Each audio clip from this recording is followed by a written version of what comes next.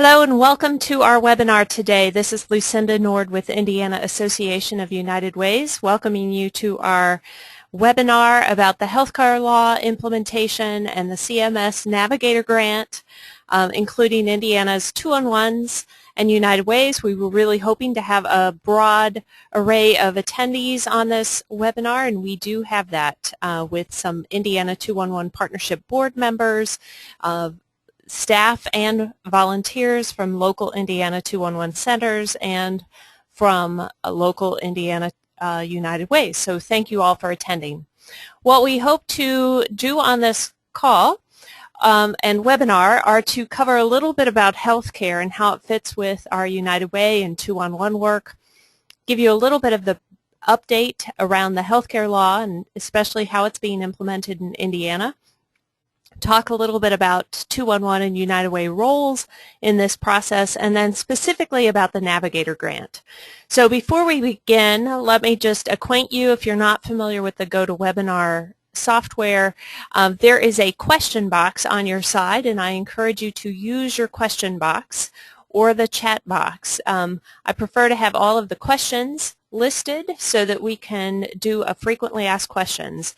And specific to the centers on this call, we're not going to be getting into all of the details of the operations of the Navigator grant on this call. This is rather an introductory call, but I do encourage all the center staff to list their very specific questions in the chat box or put it on a sheet of paper and then email me later today, because we'll have a follow-up meeting even tomorrow with our small implementation team. So thank you very much.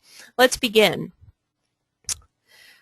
So how does healthcare fit with United Way program and policies? As many of you know, United Ways across the state, which there are 61 United Ways and United Funds, support a number of programs that support clients and families who are going to be needing healthcare, who are going to be confused about the options.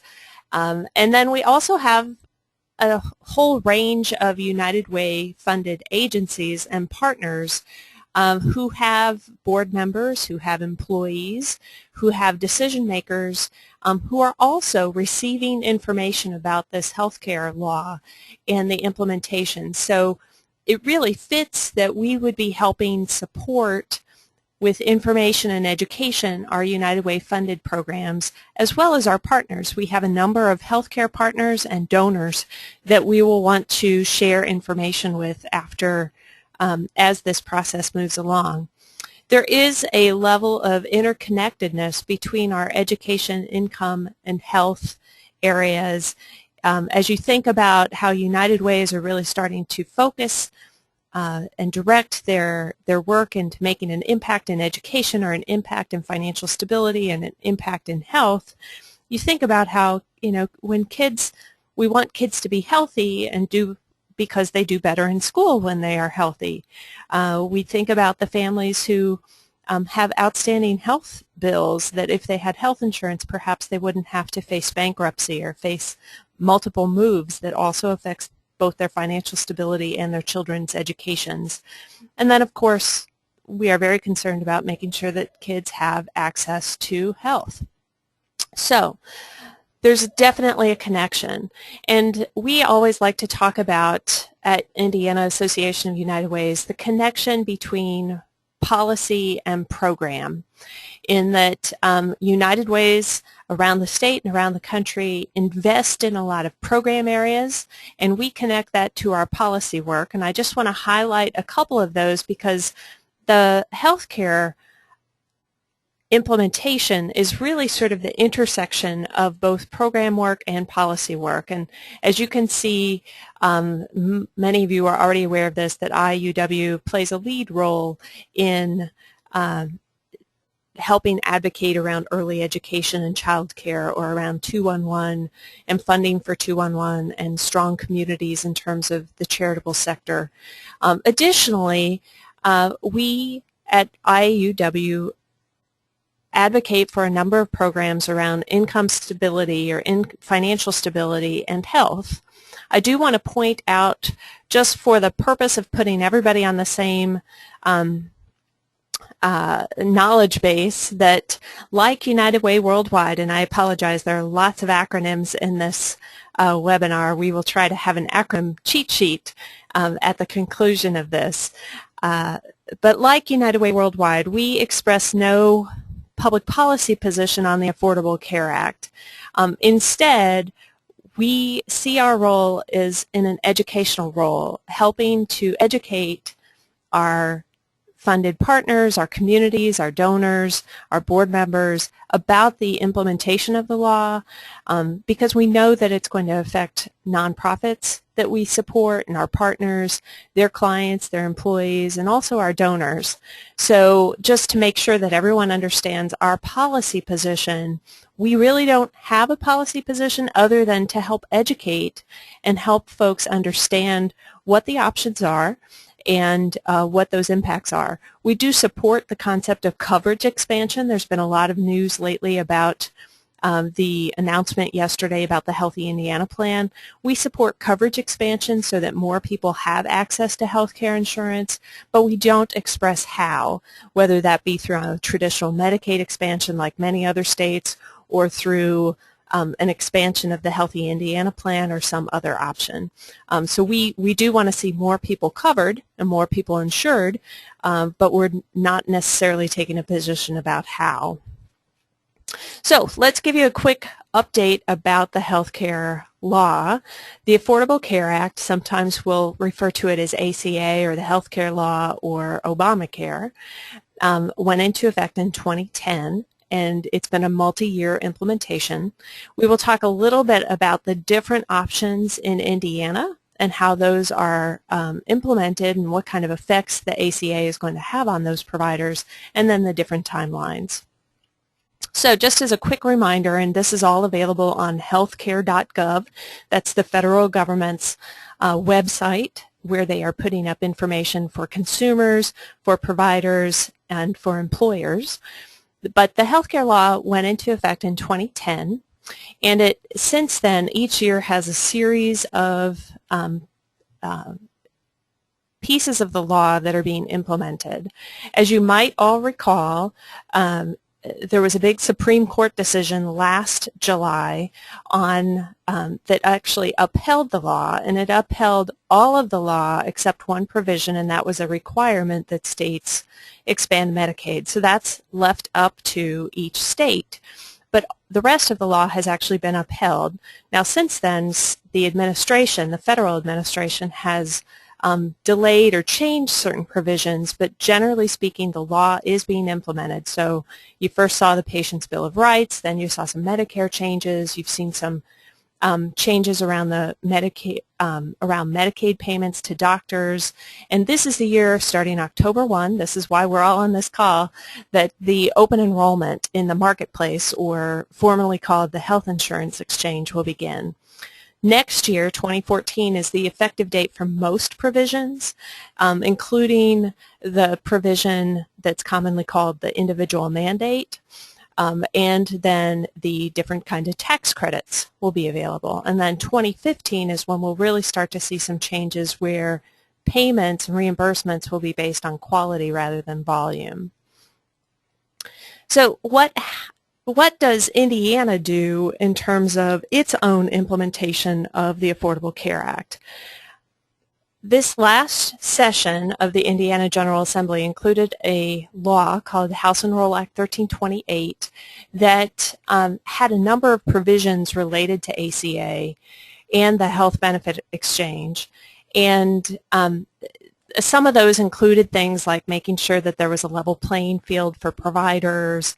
The ICHIA program, which is the high-risk pool, was dissolved because, as many of you know, the insurance programs cannot disqualify individuals for pre-existing conditions anymore.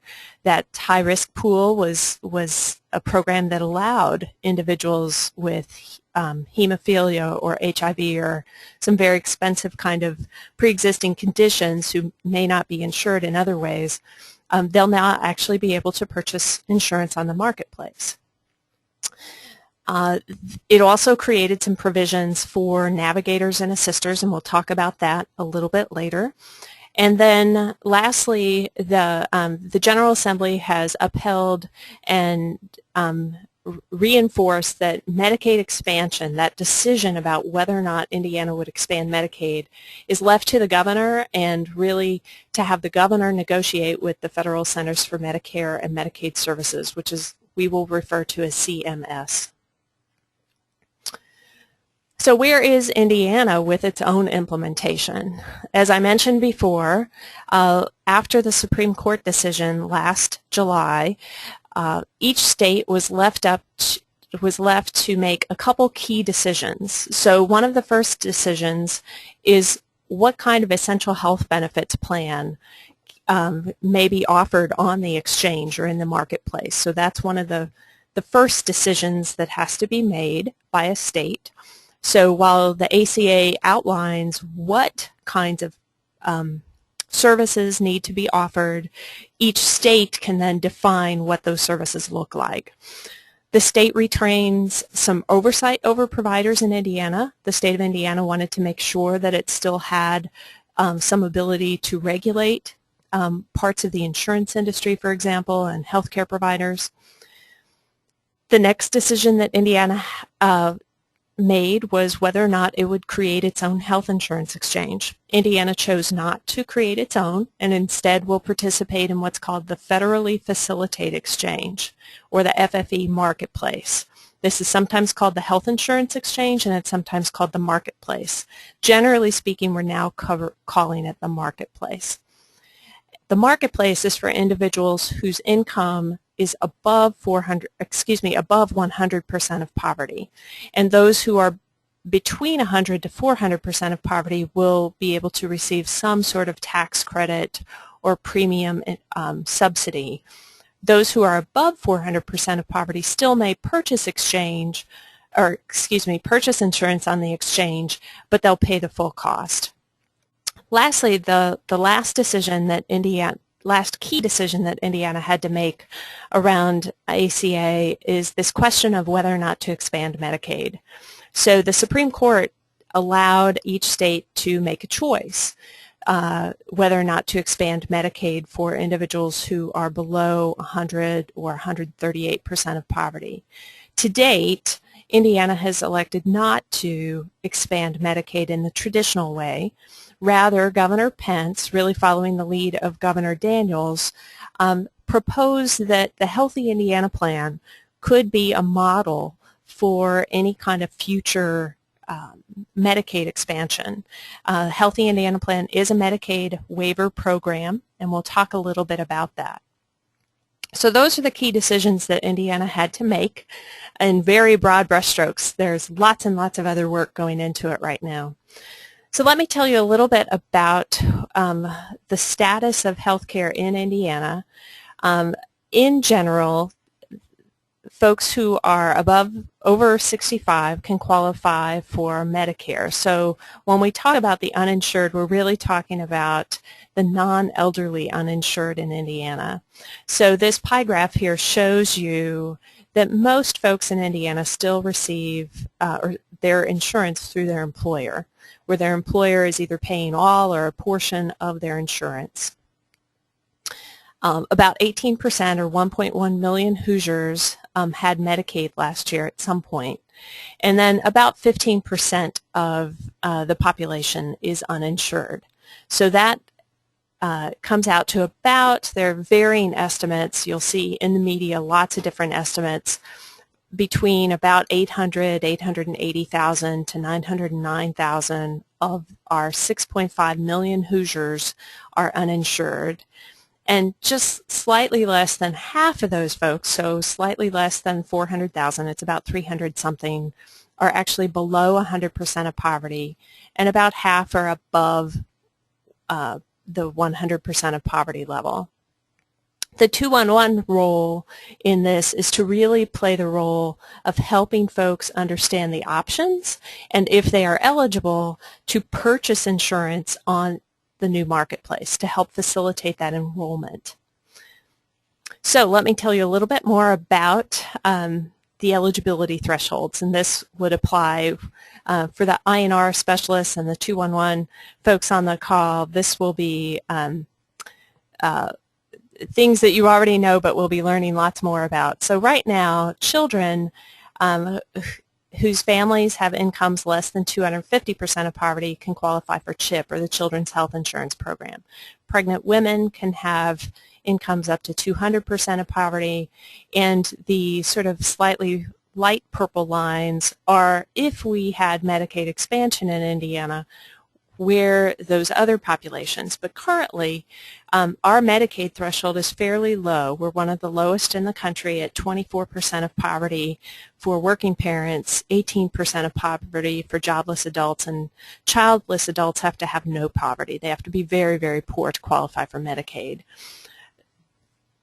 The HIP populations, based on the announcement yesterday, and we'll talk a little bit about this, would allow folks up to 100% of poverty to be able to purchase insurance. So those folks who are in this area, this sort of light area below the line, might have access to health insurance through HIP, and we will talk about that. So because most people don't necessarily know the income chart off the bat, like the back of their hand, we've provided you a quick federal poverty income chart. So we will be concerned primarily with the range between 100 to 400% of poverty, and that's based on household size. So we just provide that to you as a sample. So let's talk a little bit about HIP. The Healthy Indiana Plan is a health insurance program that's available through a Medicaid waiver with the federal government. That means we applied to the federal government 5 years ago and asked for permission to do this creative new program. It is a purchase program where low-income Hoosiers can pay into what's called a power account, and then they can receive, it's almost like a catastrophic plan with some additional services like preventive services. So earlier this year, the state of Indiana applied for a 3-year extension of the Medicaid waiver to continue this plan. And then they've been in negotiations basically all spring and summer and now moving into the fall. And yesterday, Governor Pence announced that CMS awarded a 1-year extension. There were some changes to the program, and we'll need to make sure that those changes get updated into the 211 databases, that basically it dropped the eligibility from 100% of poverty to, from 150 to 100% of poverty, because again, everyone over 100% of poverty will be eligible to purchase insurance on the exchange or in the marketplace. Most of the other program elements were maintained, and there are some questions about those program elements. There are folks who absolutely love HIP because it's a really high quality program for those who are on it, and there are some criticisms of HIP in that both from the provider side and from the advocate side. Excuse me while I change slides just a moment while I pull this up. All right, I'm just checking for questions. Let me pull this back up and we'll move to the next slide. So in terms of where HIP is actually funded with the tax on cigarettes, and that goes into a non-revertible, it can't be reverted back to the general fund kind of trust fund, and that trust fund balance as of earlier this summer had quite a nice trust fund balance to continue HIP. The current enrollment is just under 36,000 today. These numbers are actually from a report that the Family and Social Services Administration, or FSSA, gave earlier this year. And you can see that there's quite a wait list. So the extension of HIP is actually what's going to happen, and you may have seen this reported in the news, is that about 11,000 individuals who are currently on HIP will be eligible for the exchange. And those folks will be receiving notices that they need to be moved over to the marketplace for next year. And then that will essentially free up about 11,000 slots for folks below 100% of poverty. As you can see, there's already 53,000 applicants on the wait list. So there will be no shortage of folks to get into the HIP program. It's important for us to be aware of the changes in HIP because of as we're talking with, as United Ways and 211s are talking with consumers who are confused about the options, HIP may be a viable option for many of the folks that we talk to, or they may have questions. So just going to give you a couple more updates from the state agencies, and these were provided to various committees over the summer. Certain legislative committees. So from Family and Social Services Administration, or FSSA, they reported about their progress on ACA implementation, including some of the changes to the Medicaid program, and those include things like presumptive eligibility, which means that if someone shows up at a hospital and they appear to qualify, that they don't have to verify that qualification before they go ahead and provide treatment if they appear through a qualified assessment to qualify. There will be this MAGI, or Modified Adjusted Gross Income methodology for eligibility, and we'll be talking with the centers specifically about how that will work. There's this new streamlined application that is actually going to be over the phone, and that will be a big change for consumers. There are lots of other changes that are going on, including working with the Navigator program. FSSA will not have as much oversight of the Navigator program as the Indiana Department of Insurance. So IDOI, or the Indiana Department of Insurance, made headlines this summer when they released the analysis of the new health insurance rates, that for individual plans, they are expected to increase about 72%. Now, mind you, only 3% of Hoosiers actually use individual plans. And small group plans, which many of our organizations or our small businesses may participate in, are expected to go up about 8%.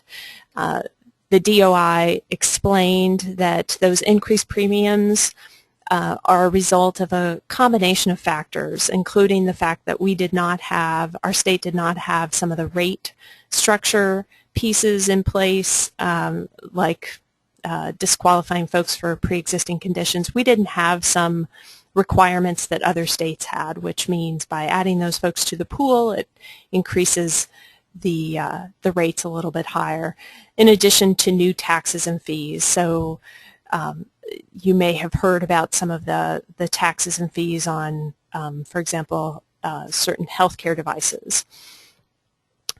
The next big piece of information that DOI shared is about the actual marketplace participants. That's who's going to be offering those health plans. And there are 4 providers that have been, who will be offering health insurance on the exchange or in the marketplace, and we'll get to those. And then they discussed the fact that the employer mandate for employers who have more than 50 employees was delayed.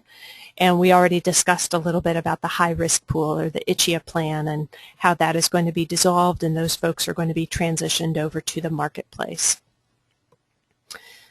This map illustrates the regions for the different qualified health plans that will be available on the exchange. So you can see that, for example, Anthem plans will be available statewide.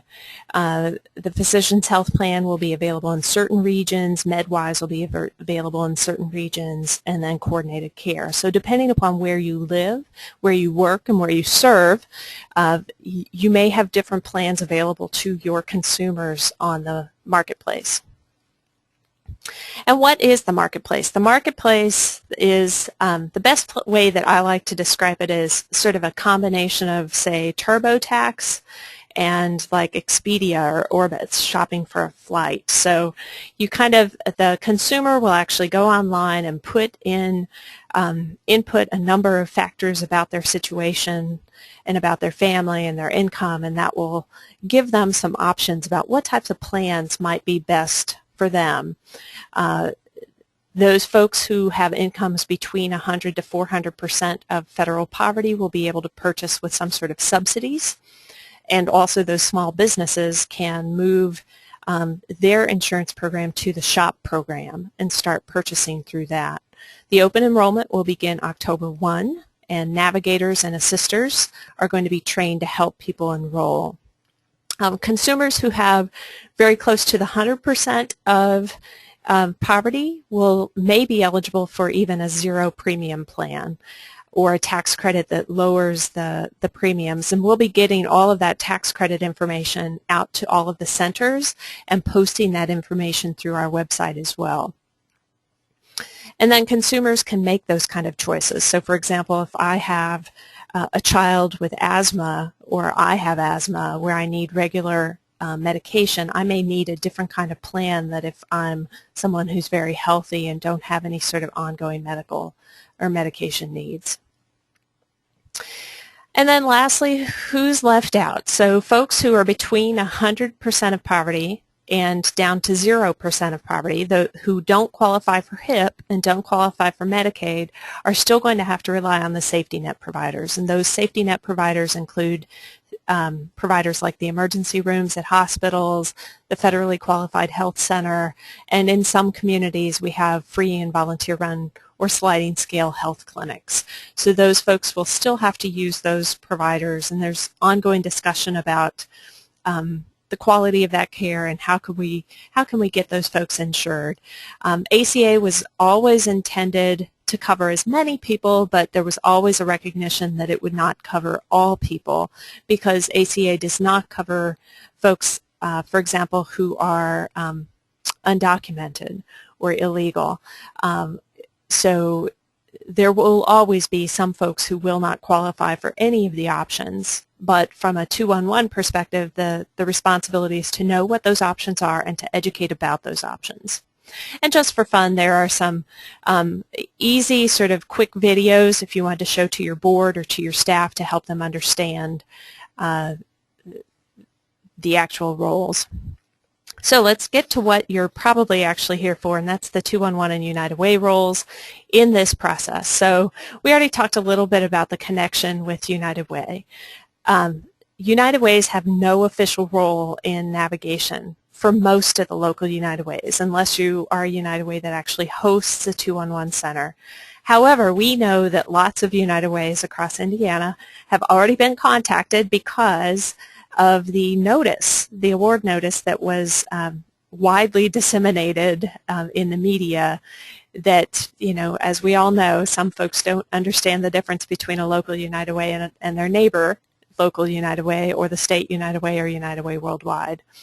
What we can share is that about 10% of all of the CMS awards went to United Way or 211 projects. So there is a strong United Way component in healthcare navigation. Most of the largest awards actually went to 2 United Ways in Texas to do facilitated enrollment, and there is a 211 connection there as well, but it's primarily United Way based. What else can United Ways do?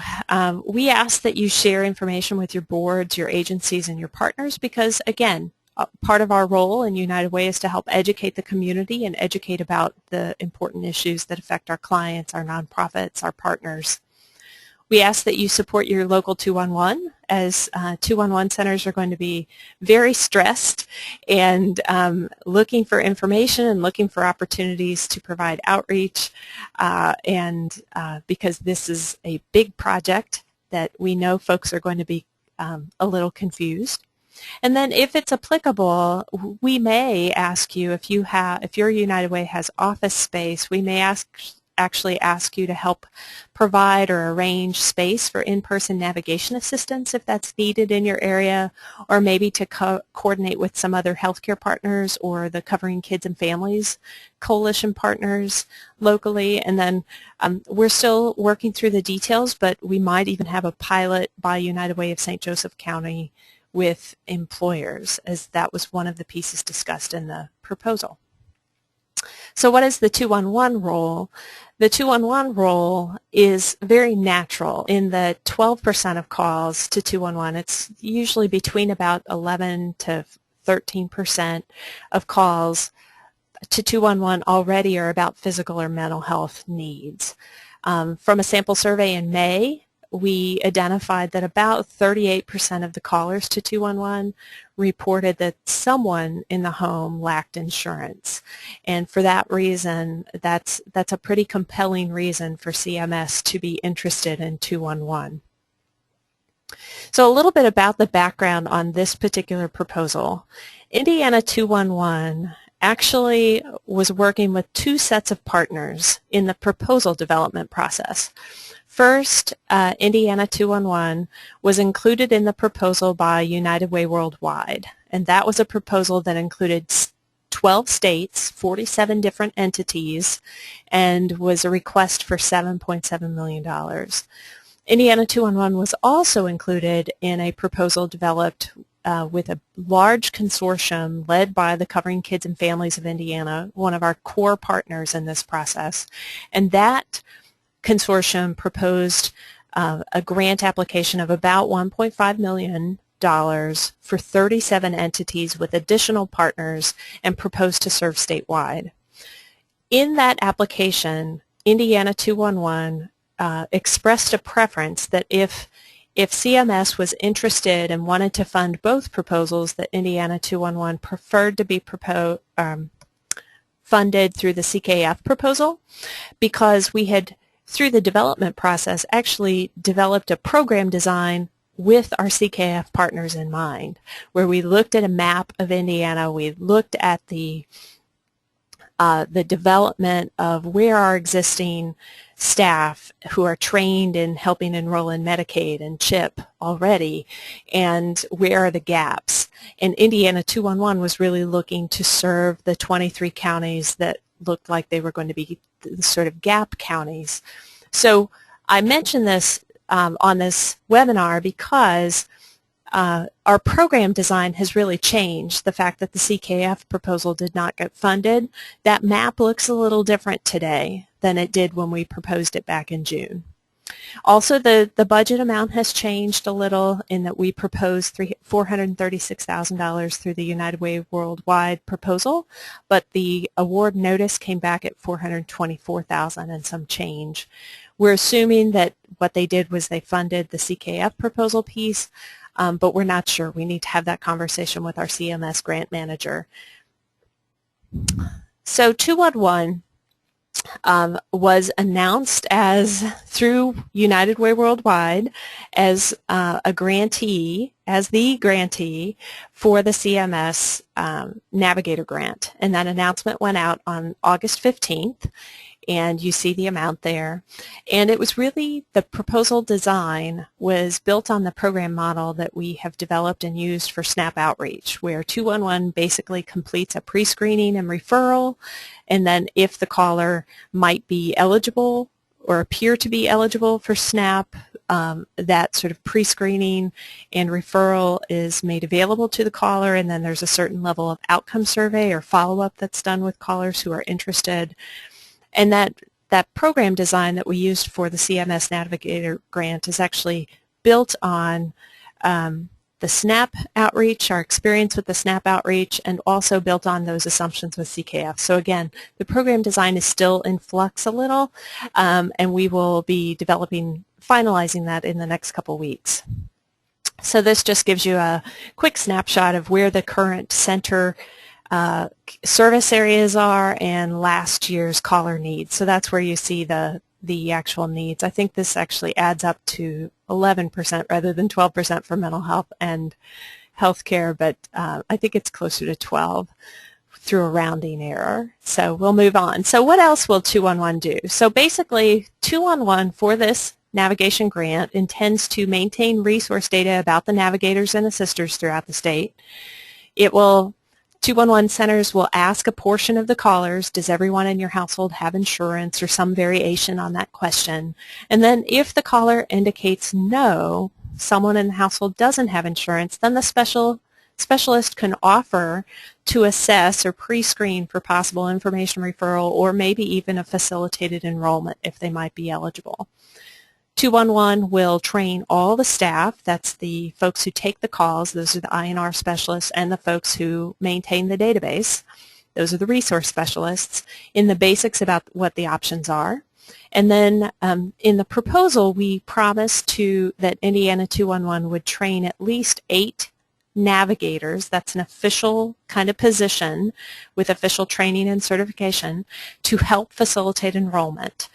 And through that process, 211 is going to help consumers understand the options and then, if desired, help them enroll or purchase the private health insurance in the marketplace. Lastly, 211 will provide information referral to individuals who do not qualify for the health care options, including referrals to either the basic safety net providers that we talked about, to the Medicaid or the CHIP, and that's why it's so important that we maintain those relationships with CKF partners and other healthcare partners, because many of them do enrollment currently for Medicaid, CHIP, and other programs. We do have a frequently asked question document that we have distributed about the 211 roles and the United Way roles, and we will be updating a special website that will be available to our 211s and our United Ways throughout the state, and we'll be updating that regularly. Hope to have that later this week. So let's talk a little bit about the Navigator grant specifically, and recognize that we have put together a small implementation team, and if there are centers on this call who would like to be a part of that implementation team, we have a call scheduled for tomorrow, which is Thursday the 5th at 10:30, and that's where we'll actually have a follow-up call with more of the implementation details.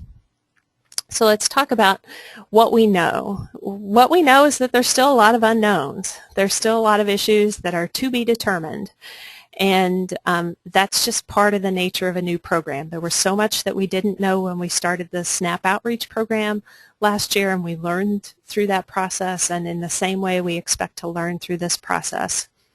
At least with SNAP Outreach, we had other states to look to from their experience with the CMS Navigator. This is all brand new for everybody involved, so there's lots of unknowns, and we just have to understand that this process will be evolving. We do know that there were about 600 applicants nationally for the CMS Navigator grants, and that there were 105 entities funded at about $67 million total. And of that, like I mentioned before, slightly over 10% of it went to United Way kind of programs. The announcement was listed publicly on August 15th, and you can see the list there of the other entities funded in Indiana. So that includes Wishart Hospital in Indianapolis to serve Marion County, Plus One Enterprises, which is a minority-owned business that works with employers. Affiliated Service Providers, are commonly called ASPN, is a training program that is connected with a lot of community mental health centers throughout the state, and had a proposal that would connect with Ivy Tech campuses. So they're planning on hiring 10 navigators themselves, working statewide and using the Ivy Tech campuses, both in terms of outreach and then also as locations to do some of their facilitated enrollment. And then lastly, the 211 piece. We do know that CMS and the state of Indiana have some distinct requirements for navigators, and this is one of those levels of complexity that perhaps we didn't fully understand when we first started this process, but we are assured that both CMS and the state of Indiana Department of Insurance are eager to help organizations that are doing navigation to meet the requirements, to have quality training and certification. And the reason why those requirements are so strong for navigators is that navigators are going to be working with individuals' private and confidential information, and there are some concerns about conflicts of interest. So we'll talk about that. We also know that it is a politically charged environment that we're working in. There's still an active effort to repeal the Affordable Care Act, and the reason why I mentioned earlier that we were not having a public policy position around the Affordable Care Act is that we just want to see people have coverage, however that works. We're simply helping carry out what's already been passed.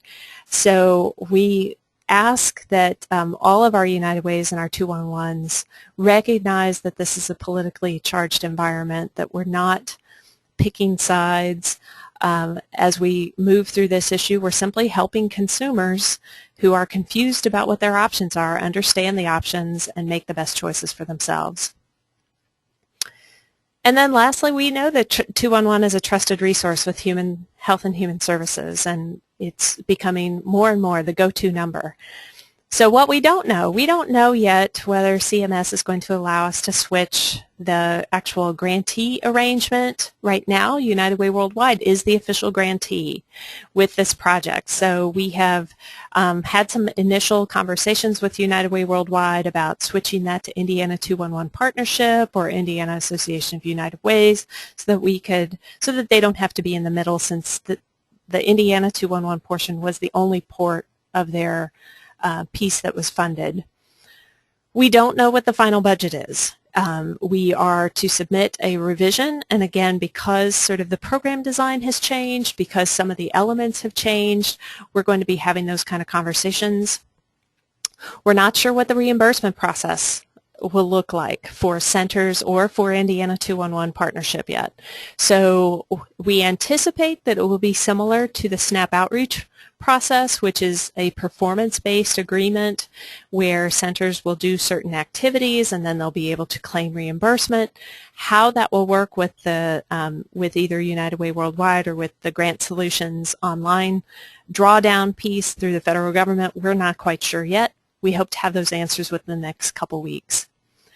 And then lastly, we don't know how our program design might change given the different programs that were funded. So we're anxiously working on the answers to those and other questions, but we wanted to acknowledge what we know and what we don't know. So what are the primary duties of a navigator? A navigator, the actual people who do the navigation, remember, there are only Indiana 211's proposal only promised that 8 of the 90 INR specialists around the state would be trained to be navigators. But they must perform all 5 activities. One is to maintain expertise in the eligibility, enrollment, and program qualifications, and to provide public education about those qualified health plans. Those are what are the options to purchase on the marketplace. Navigators must provide fair and impartial information on enrollment, on the qualified health plans, on tax credits, on cost sharing reductions. So folks want to know, how much will I have to pay? If I have a family of 3 and I earn $28,000 a year, what would I qualify for in terms of tax credits? The navigator actually has to help facilitate enrollment, and facilitating enrollment can mean a couple different things. It could be actually standing with someone who's at a computer terminal and walking them through it, but not actually entering. It could actually be helping enter it. There are lots of ways to consider facilitating enrollment in those plans.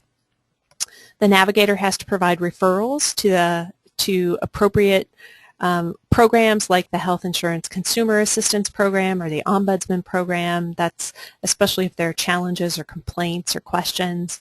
And then lastly, to provide all of the services in culturally and linguistically appropriate ways by those class standards or culturally and linguistically appropriate standards. So those are the duties of the navigator, and Indiana 211 has already distributed job descriptions for the navigators within the information and referral system. So we have about 90 or 100 INR specialists and resource specialists throughout the state, and we have distributed the job descriptions looking for who would be interested in taking the training to become a navigator.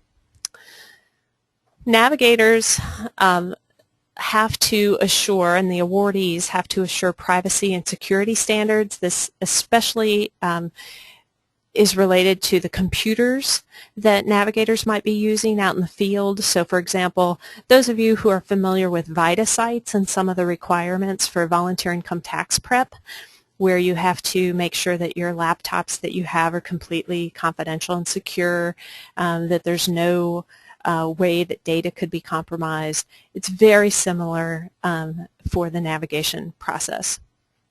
Conflicts of interest are taken very seriously because of the relationship that some folks might have with the insurance industry. So, for example, there are very clear rules and regulations about conflicts of interest, so that an organization, for example, can't take a kickback or a bonus or anything for giving preference to a particular type of plan or a particular type of health insurance.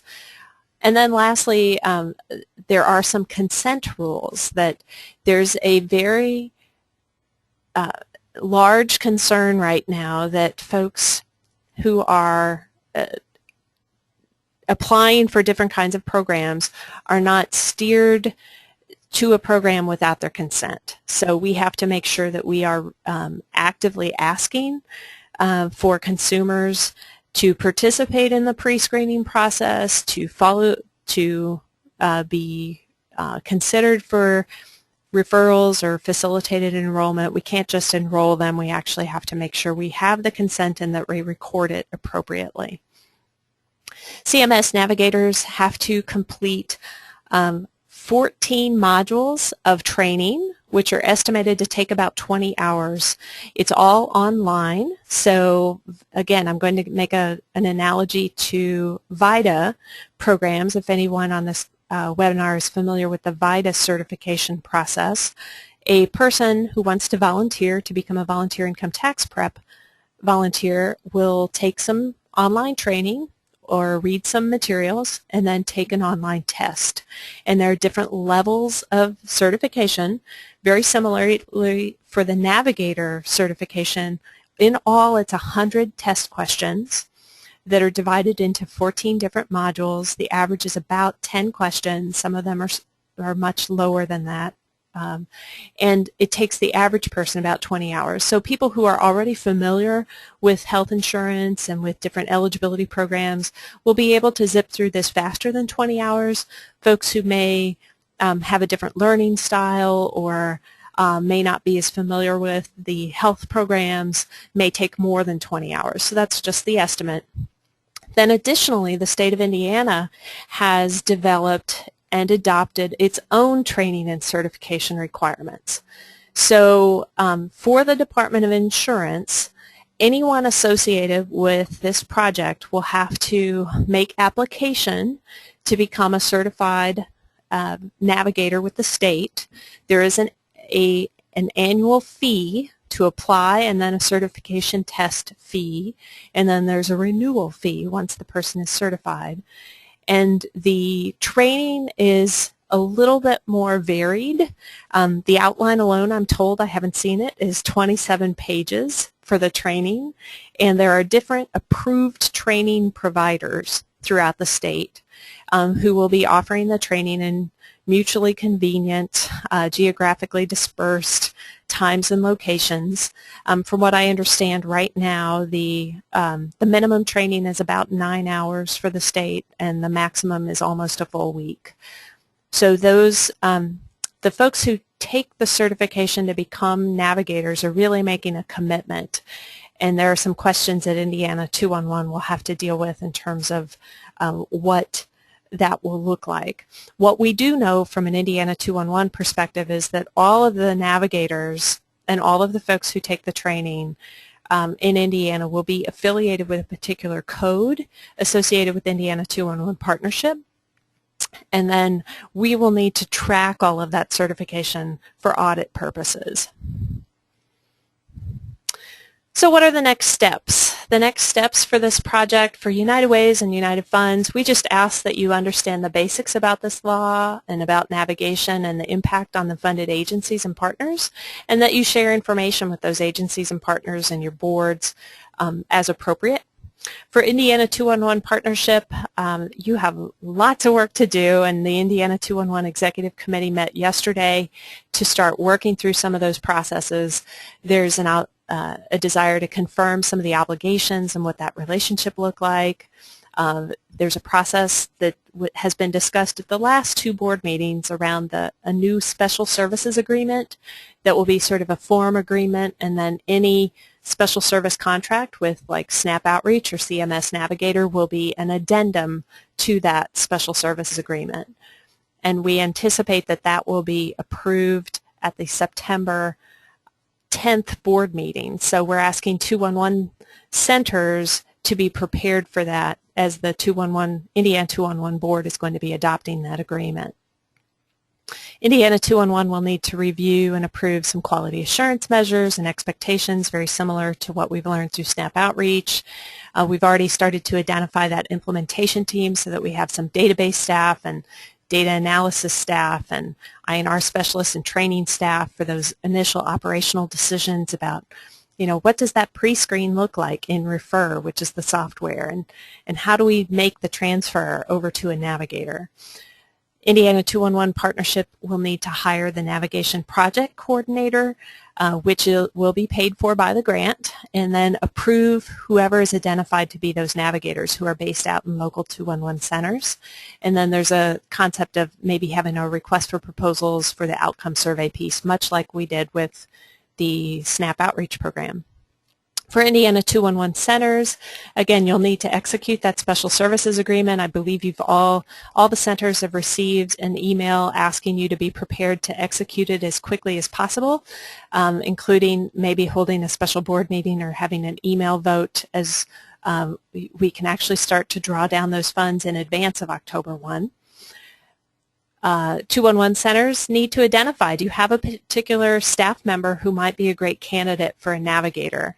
And then there will be a process to begin that online training even within the next week. Centers will want to schedule and complete Indiana 211 training for all INR specialists, so we'll be developing that within the next couple weeks and ask that everyone complete that. All staff statewide will need to complete that 2-hour training hopefully before October 1. And then the resource team is going to work with Elizabeth Radcliffe at Connect to Help and the database committee to really start looking at how do we make sure that we have all of that information and Refer that we need. And lastly, IUW for the immediate period is going to serve as that primary contact and coordinator, at least until we get the project coordinator hired, so that the 211 staff can really focus on implementation and operational issues, and we can help serve as a buffer with some of those administrative issues. So at this point, I want to open it up for questions. I did mention that we have an implementation team that's going to be meeting tomorrow to deal with some of these questions around staffing and training and certification, and what does the pre-screen look in the database software, and what kind of reports are made, and how do we manage the administration, those kinds of things. But at this point I'll ask, are there any questions that we have? You can type them into the question box. We will update the slides and distribute those. I'm not seeing any questions. Let me look at my list, see if anyone's hand is raised.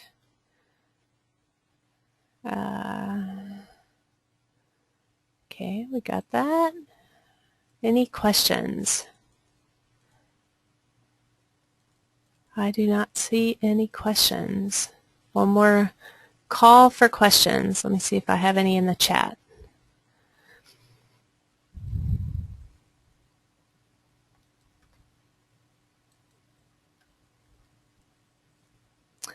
Okay, I do not see any questions. So in the event that you have questions, feel free to email me. My email address is listed right there. And we will be, as I mentioned, putting up a hidden page within our website that will be distributed to all the 211 centers. And then any of the United Ways who are interested are also will be able to access that, where we will be posting a number of the websites that are important and any kind of documents that we create as a part of this process. For example, the job descriptions and webinar slides, and actually the recording of this webinar. If you have other staff or board members who you think should hear and participate in this webinar, we will post that. So I'm not seeing. Can someone respond in the questions that there are no more questions, or just say something, because I haven't seen a new question for a long time. I just want to confirm that I'm not having technical difficulties. Oh, great. Thank you so much. All right. Well, without further ado, we will conclude this webinar. And again, if you would like to be part of that small implementation team, or if you have any questions, don't hesitate to give me a call, or Lynn Engel or Tiffany Bailey with the 211s. So thank you all so much. Have a great week.